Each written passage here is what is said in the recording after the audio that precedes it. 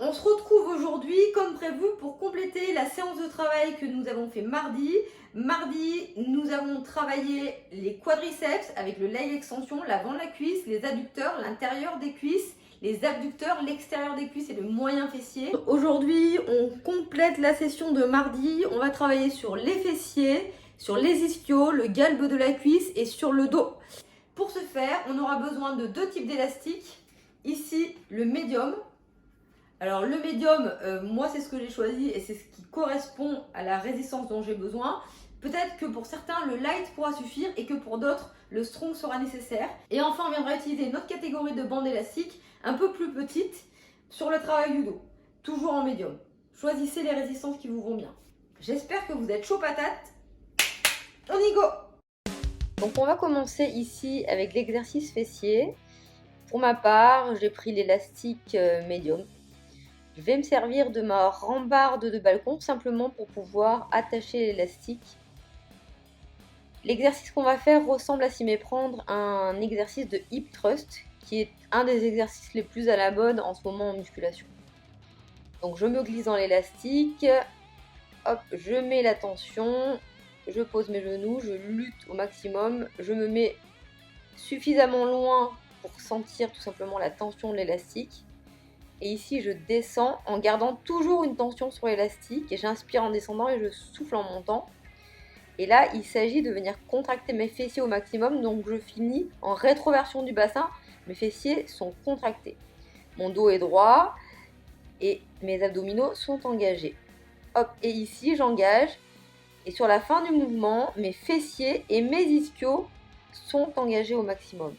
On pense bien à souffler en montant, à inspirer en descendant et à garder l'élastique en tension permanente. Donc c'est un exercice extrêmement efficace pour les fessiers. Et notez bien qu'à chaque fois ici, je marque un temps de contraction. Quand j'arrive en contraction au niveau des fessiers et des ischios, je marque 2-3 secondes pour bien sentir la contraction et sentir l'effet de ce mouvement que j'aurais pu exécuter exactement de la même manière mais debout.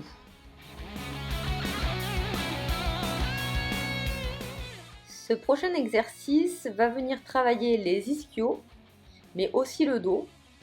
Donc c'est entre le good morning et le soulevé de terre. Donc je cherche la tension suffisante pour garder mon élastique en tension le plus longtemps possible et sentir à la fois mon dos qui travaille et mes ischios.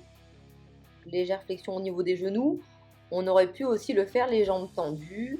Je m'incline au maximum jusqu'à ce que mon élastique perde sa tension. Et je remonte au maximum en serrant mes omoplates sur la fin du mouvement. Je reviens droite en ouvrant la poitrine, en inspirant, en ouvrant ma cage thoracique. En descendant, je sens mes ischios qui s'étirent, surtout si j'ai les jambes tendues. Et en remontant, ils se contractent. Travail du grand dorsal et du dos, des lombaires également, et des ischios qui, je le rappelle, et le galbe de la cuisse sont le galbe de la cuisse.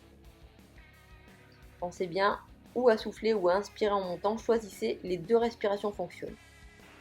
Enfin, on va venir travailler sur le haut du dos.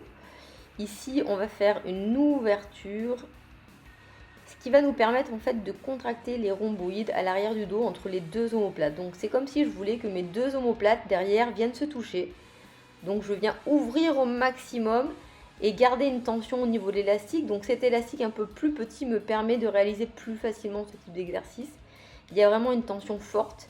Je sens vraiment, je tire jusqu'à ce que je sente que mes rhomboïdes sont contractés entre mes deux omoplates.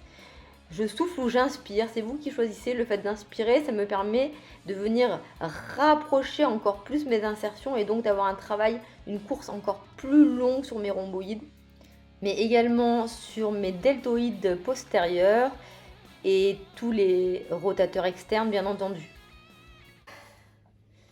Voilà pour aujourd'hui, j'espère que cet entraînement vous a plu.